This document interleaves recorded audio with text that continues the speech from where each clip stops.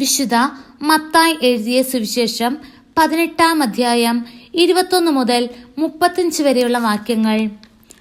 അപ്പോൾ പത്രോസ് മുന്നോട്ട് വന്ന് അവനോട് ചോദിച്ചു, കർത്താവേ, എന്നോട് തെറ്റു ചെയ്യുന്ന എൻ്റെ സഹോദരനോട് ഞാൻ എത്ര പ്രാവശ്യം ക്ഷമിക്കണം? 7 പ്രാവശ്യമോ? യേശു അരുളി ചെയ്തു, 7 എന്നല്ല 70 പ്രാവശ്യം എന്ന് ഞാൻ നിന്നോട് പറയുന്നു. സ്വർഗരാജ്യം തൻ്റെ സേവകന്മാരുടെ കണക്ക് തീർക്കാൻ ആഗ്രഹിച്ച ഒരു രാജാവിന് സദൃശ്യം. കണക്ക് തീർക്കാൻ ആരംഭിച്ചപ്പോൾ 10,000 താലന്ത് കടപ്പെട്ടിരുന്ന ഒരുവനെ അവർ അവൻ്റെ മുൻപിൽ കൊണ്ടുവന്നു.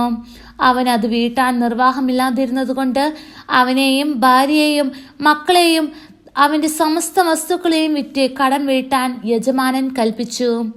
അപ്പോൾ സേവകൻ വീണ് നമസ്കരിച്ചുകൊണ്ട് പറഞ്ഞു, പ്രഭോ, എന്നോട് ക്ഷമിക്കണമേ, ഞാൻ എല്ലാം തന്നു വീട്ടിക്കൊള്ളാം.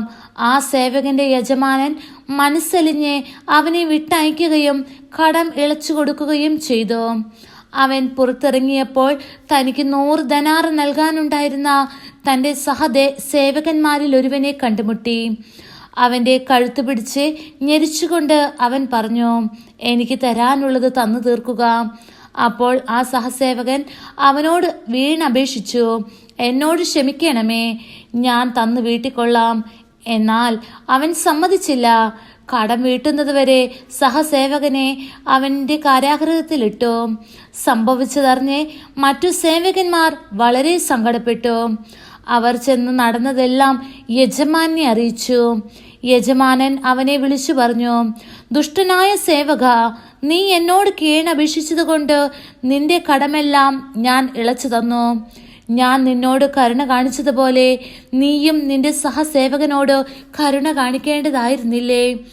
യജമാനൻ കോപിച്ച് കടം മുഴുവൻ വീട്ടുന്നതുവരെ അവനെ കാരാഗൃഹ അധികൃതർക്ക് ഏൽപ്പിച്ചു കൊടുത്തു. നിങ്ങൾ സഹോദരനോട് ഹൃദയപൂർവ്വം ക്ഷമിക്കുന്നില്ലെങ്കിൽ എൻ്റെ സ്വർഗസ്ഥനായ പിതാവ് നിങ്ങളോടും ഇതുപോലെ തന്നെ പ്രവർത്തിക്കും.